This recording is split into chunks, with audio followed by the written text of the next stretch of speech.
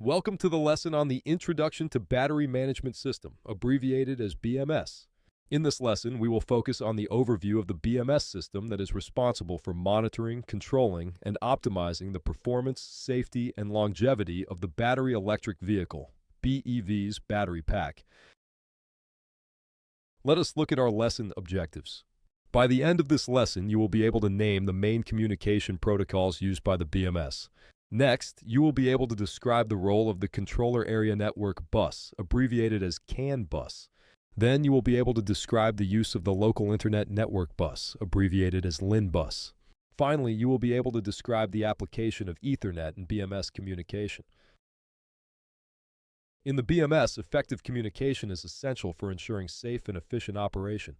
The communication protocols, namely the Controller Area Network, CAN, Local Internet Network, LIN, and Ethernet, are employed to facilitate data exchange between the BMS and other vehicle components. As we proceed, we will look at each of these network protocols.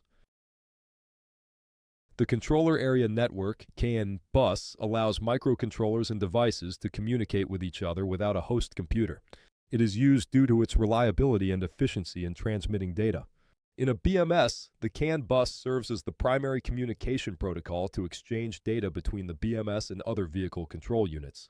It can facilitate real-time data transfer of vital parameters such as battery status, state of charge and state of health, temperature, charge or discharge rates, fault warnings, and other critical information needed for safe operation.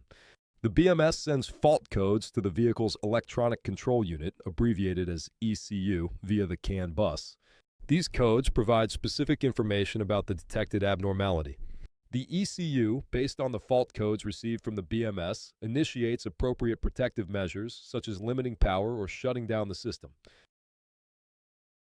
The Local Internet Network, LIN bus, is a lower-cost, slower-speed communication protocol typically used for non-critical applications in vehicles, such as window controls or seat adjustments.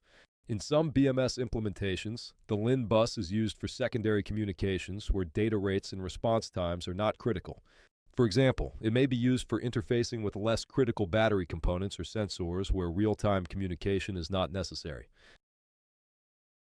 Ethernet is widely used for real-time, high-speed communication.